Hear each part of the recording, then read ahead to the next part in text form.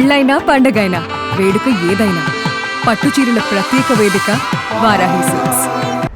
ధర్మశాలలో Mumbai Indians పై Punjab Kings చెలరేగిపోయి ఆడింది.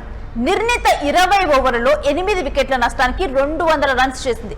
ఇక ఒక దశలో చూస్తే 250 స్కోర్ బోర్డు కూడా దాటుతుందేమో అన్న క్రమంలో పంజాబ్ బ్యాటర్లను ముంబై బౌలర్లు కంట్రోల్ చేశారు.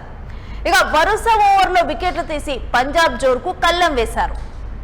తొలుత టాస్ ఓడి బ్యాటింగ్ చేసినటువంటి పంజాబ్ కు ఓపెనర్లు prions Arya, Prabhsimran Singh half century భాగస్వామ్యాన్ని అందించారు. ఇక ప్రియాన్స్ ను అవుట్ చేసి చాహర్ బ్రేక్ ఇచ్చిన మరో ఎండులో ప్రభ్సిమ్రన్ 4లో 6ర్లతో చెలరేగి హాఫ్ సెంచరీ చేశాడు.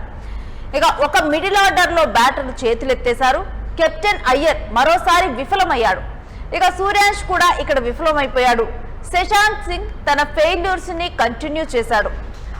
ముంబైతో మ్యాచ్ లో కూడా విఫలమయ్యాడు శశాంక్ సింగ్. ఇక చివర్లో అజ్మతుల్లా ఉమర్ జాయ్ దాటిగా ఆడే ప్రయత్నం చేశాడు. ఇక విష్ణు వినోద్, జేవియర్ కూడా రాణించే ప్రయత్నం అయితే చేశారు ఈ మ్యాచ్ లో. ముంబై బౌలింగ్ లో శార్దుల్ ఠాకూర్ చెర్రేగిపోయాడు. ఏకంగా 4 వికెట్లు తీసి పంజాబ్ బ్యాటింగ్ ను కంట్రోల్ చేశాడు. అతనికి తోడు దీపక్ చాహర్ 2 వికెట్లు తీశాడు. ఇక బోష్, రాజ్ భవ తలా 1 వికెట్ తీశారు. Mumbai Indians target 201 runs. ఇప్పటికే దాదాపు టోర్నీ నుంచి వైదొలిగింది ముంబై ఇండియన్స్. ఈ మ్యాచ్ లో చెలరేగి పరువు కాపాడుకోవాలని చూస్తూ ఉంది.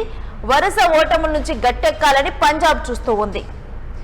ఇక ధర్మశాలలో ఈ రకంగా కూడా పంజాబ్ కింగ్స్ చెలరేగిపోయారు. ఇక ముంబై ఇండియన్స్ ముందున్నటువంటి 8 వికెట్లకు 200 రన్స్ చేశారు. ఇప్పుడు ఎలాగైనా సరే తమ పరువును నిలబెట్టుకోవాలి పంజాబ్ కింగ్స్. అదేవిధంగా ముంబై ఇండియన్స్ ట్రై చేస్తున్నారు ఈ మ్యాచ్ లో.